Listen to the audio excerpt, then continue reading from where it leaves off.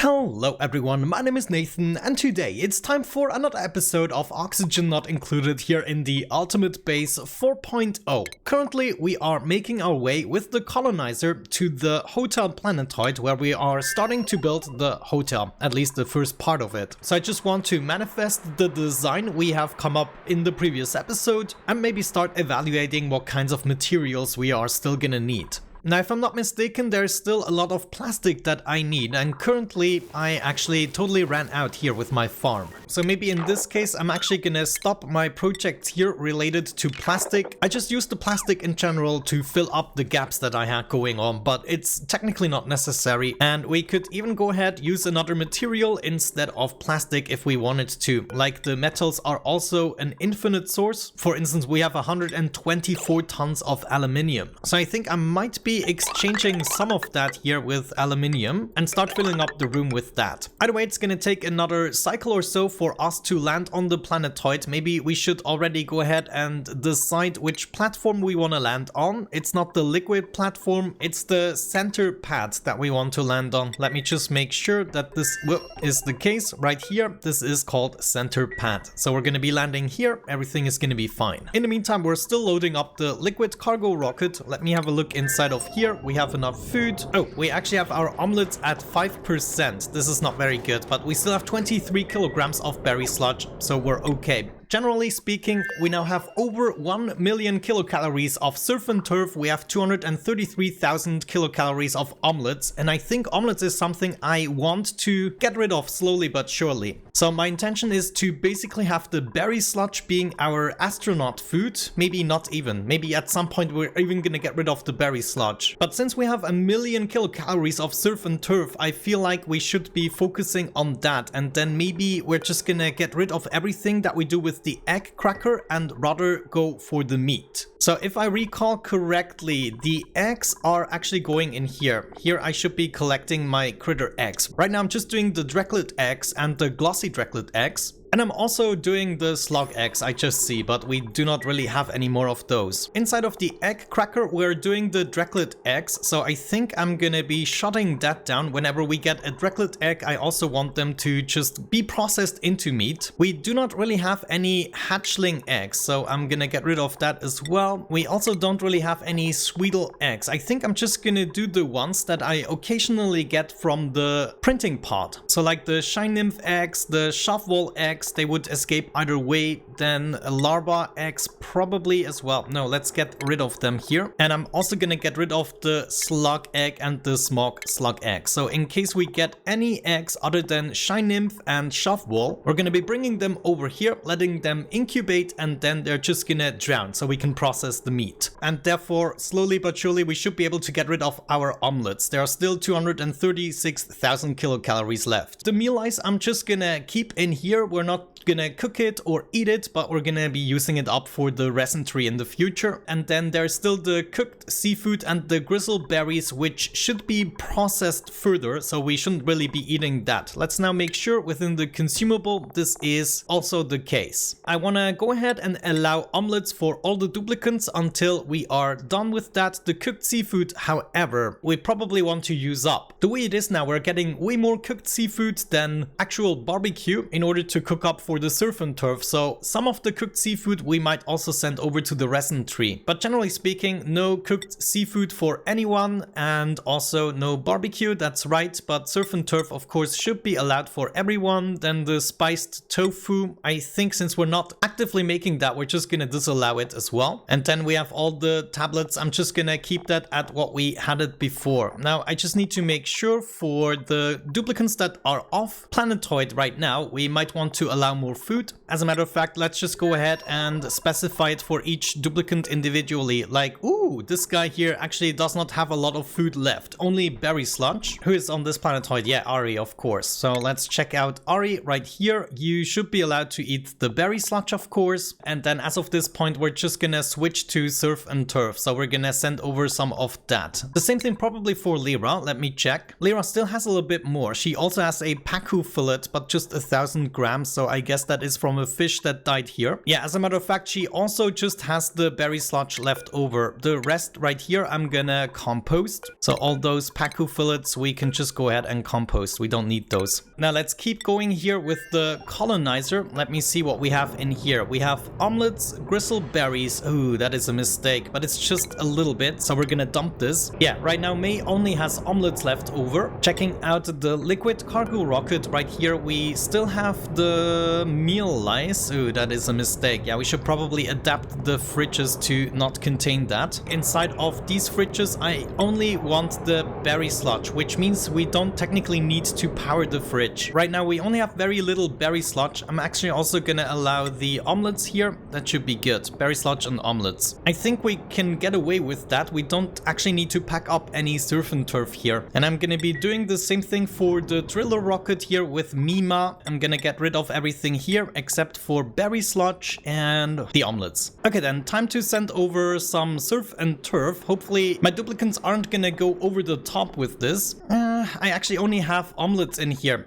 This is just so freaking annoying. I need more fridges. In this case, I'm gonna send over the omelets instead of surf and turf. This way we also use them up. And that simply means I need to add the omelets to the fridge here with Ari. There is 5 kilograms and 14 kilograms of omelets being sent over. Wonderful. And therefore now hopefully we have some surf and turf here. No, still omelets. Is it going alphabetically or maybe the item ID? Because it always seems to be filling that up with our omelets, even though, well, we just gotta get rid of them. In this case, I would say we're also gonna launch some more omelets. I'm gonna change the destination here to the third planetoid, and then all I have to do is also launch some omelets over there. Somebody should be taking care of that immediately. Quinn, of course, is doing the good deed again. Here are my 19 kilograms of omelets. I'm gonna be sending them over together with, I guess, some other materials. Right now we have igneous rock. Yeah, let's just fill this up with igneous rock. Just a tiny little bit for the payload to actually be shot. Right there, that's what I wanted to see. And of course, the annoying save game. There it is, the moment is arriving. We are starting to colonize the hotel planetoid in 9 seconds. Let's freaking do this. Well, I guess technically we already colonized it, but we're now finally starting to build the hotel. May is already going out storing materials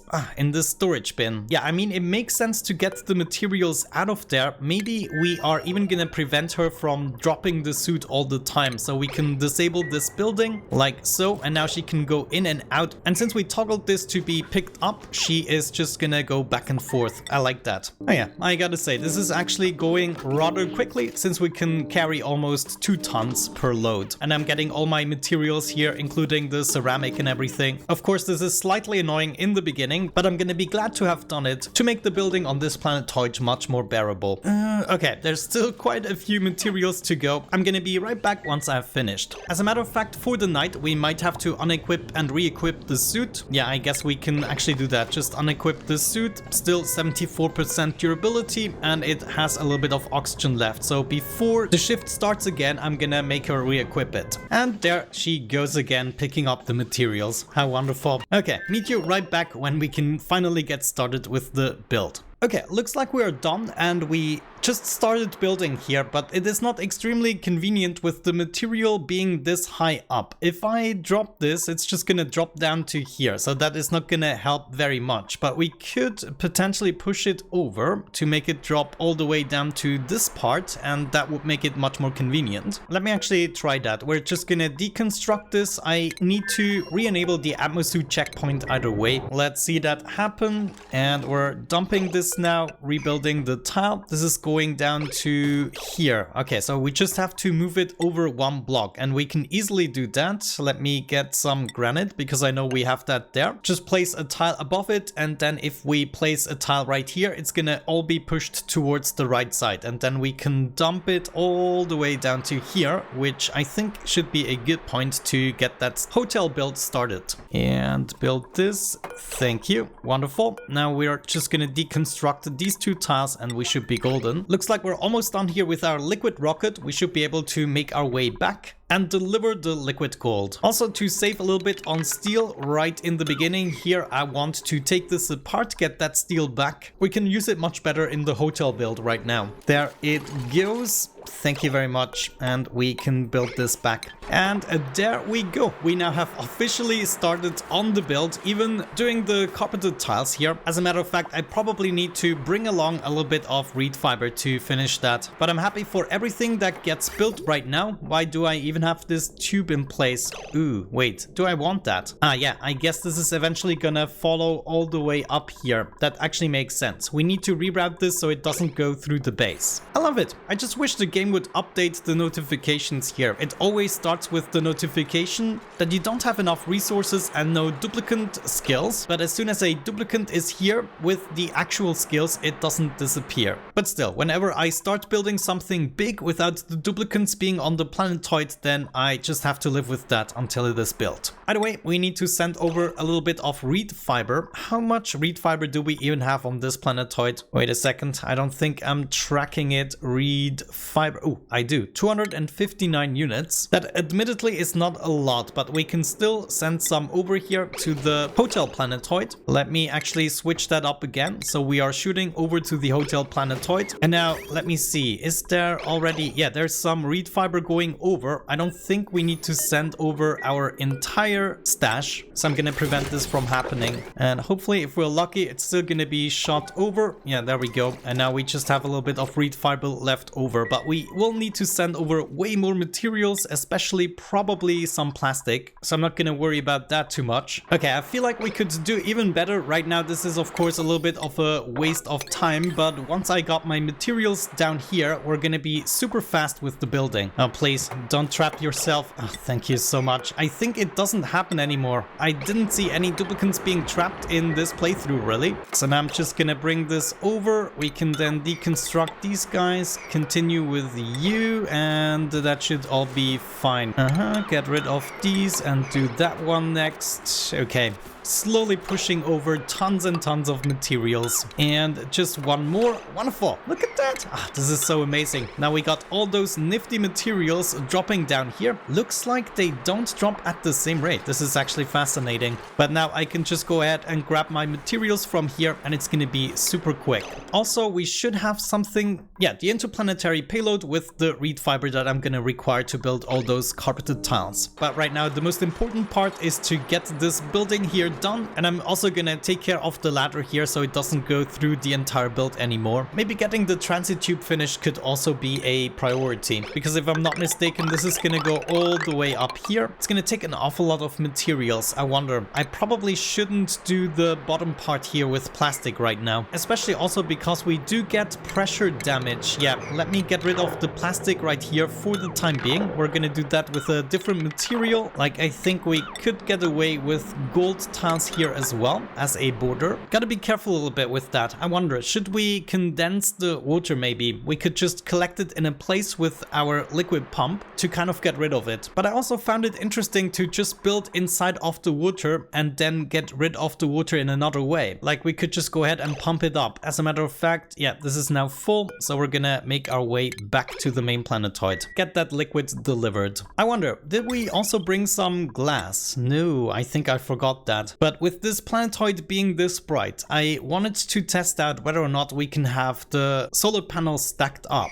Also, I just noticed I need to rebuild these wires here, maybe out of steel, so we can connect this. However, that means we also want to send over a little bit of glass. I'm just going to do the entire glass stash that we currently have going on.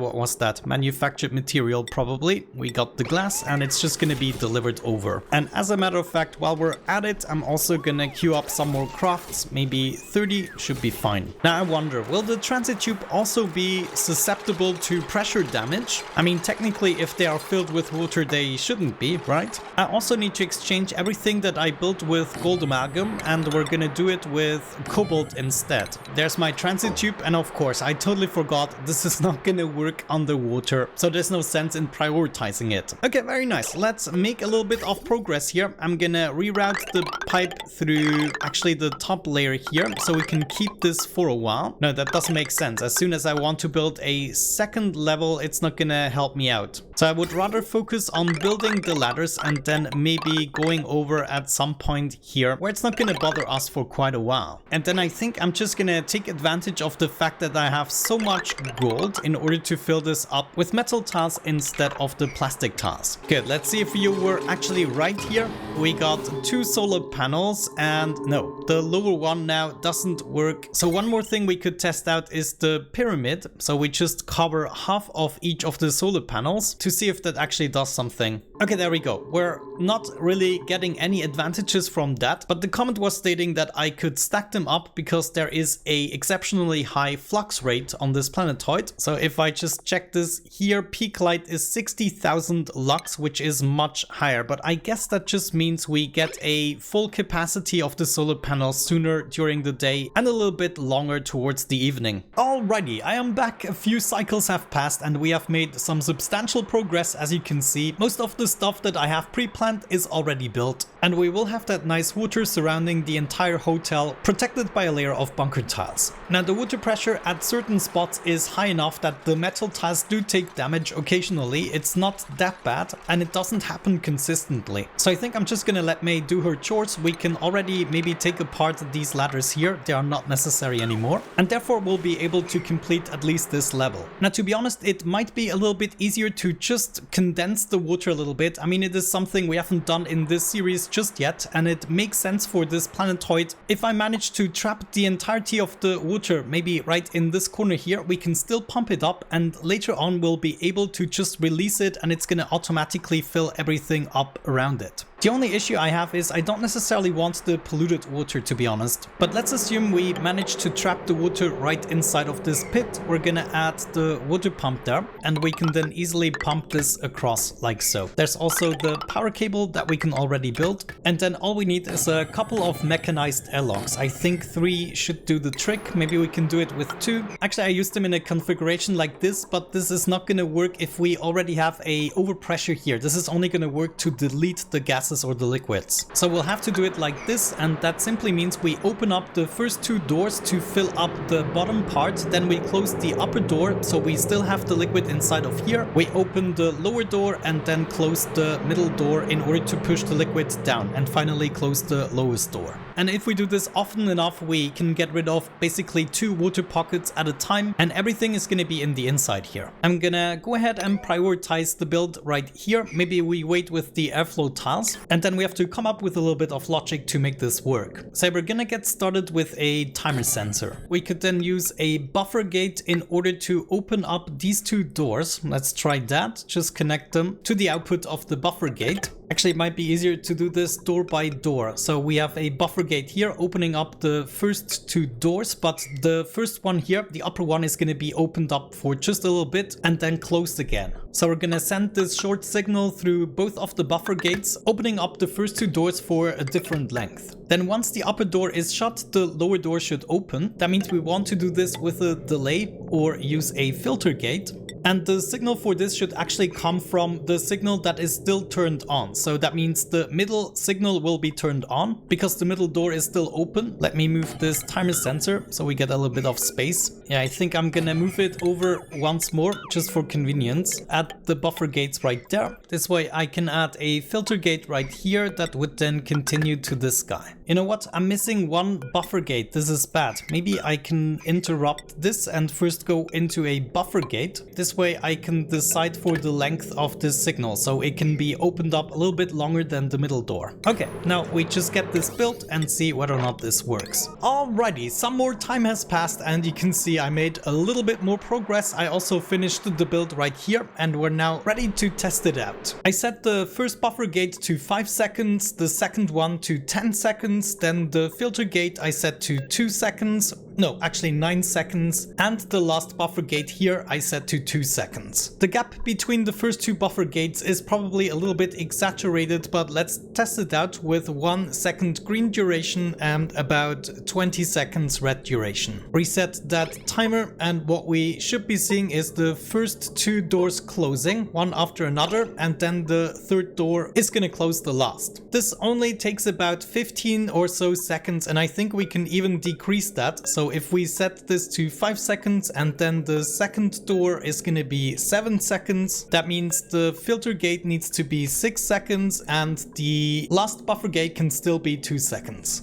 And that means I can probably set the red duration to 15 seconds. Let's reset the timer, test it out. There's water getting in. Oh, now the lower door is opening a little bit too early. Yeah, I cannot have that. Let's actually observe this for one more cycle. There we go. Yeah, the lower door should open up a little bit later. Otherwise, it's doing what it's supposed to do. Why is the lower door opening? Ah, this one here. Maybe we set this to 7 seconds as well. And then it should work out, right? These are opening, upper door closing, lower door opening and pushing down the water. So now we should be getting a lot of water inside of these tiles. And of course, every time we do that, we're gonna lose a little bit of water on the surface. And this way we should also not delete it. It's just gonna be pushed down. And so we should be able to already observe this. Yeah, waves are forming because of the turbulences. And if we do it like this, we're gonna condense the entirety of the water in no time. The only issue still is gonna be the polluted water. What are we going to do against that? I have absolutely no idea. We might just have to live with it. Let's hope it's not going to break the contraption in some way or the other. Maybe the polluted water is even going to get deleted. I don't know. In the meantime, all I know is we're going to finish the layer right here and then set up a steel layer before we take care of the rest of the sleeping chamber for the first level of the hotel. Yeah, that definitely seems to be working. Now we already have 10,000 kilograms of water inside of here. Honestly, we could probably set this to 12 seconds even. Let's try that. Reset timer. There we go. It's done and it's gonna open up again. Yeah, this way we constantly condense the water. I think the next most important part is gonna be to finish the pipe and also the ladder part. Maybe I also want to do the transit tube. Now that we are getting rid of the water, this might be possible.